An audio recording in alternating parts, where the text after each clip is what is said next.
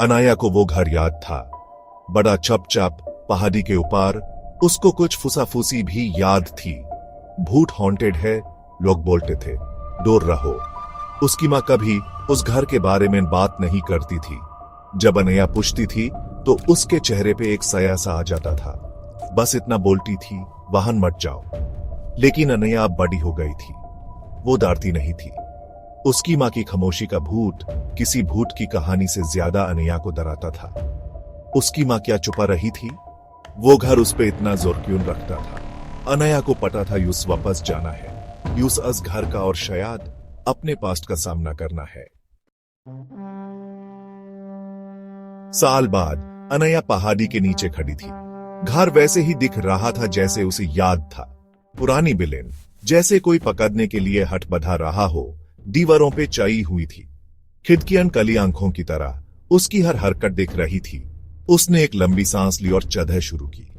हर कदम के साथ यादों का एक तूफान सा आ रहा था। परिवार के साथ पिकनिक, बागीचे में गूंजती हंसी, उसकी माँ उसे झूला झुलाती हुई, उसका चेहरा खुशी से चमक रहा था। फिर यादें अंधेरी हो गई। उसके पिता का अचानक गायब होना, उसकी माँ के आंसू, घर छोड़कर जाना। आगे का दरवाजा खुद ब खुद खुल गया, जैसे उसे वापस बुला रहा हो। हर चीज पे मिट्टी छाई थी, समय के बोझ से भारी।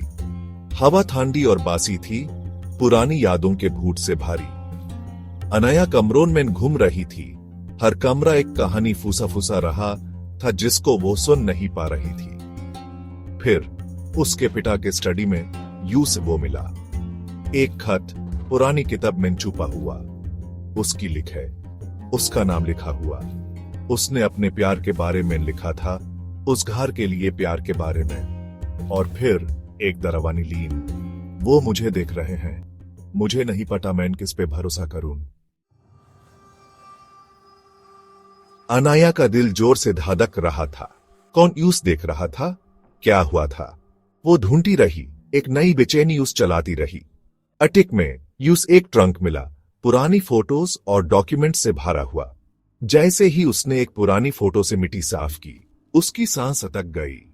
वो उसके पिता थे, कुछ अनजान लोगों के साथ खड़े, और उनके बगल में उसकी मां। लेकिन कुछ ठीक नहीं था। उसकी मां, जो हमेशा खुश रहती थी, डरी हुई लग रही थी, और उसके पिता के चेहरे की मुस्कान उनकी आंखों तक नहीं पहुंच रही थी। वो डरा हुआ लग रहा था। अनया के रोंगटे खड़े हो गए। यह सिर्फ एक हॉन्टेड हाउस से ज्यादा था।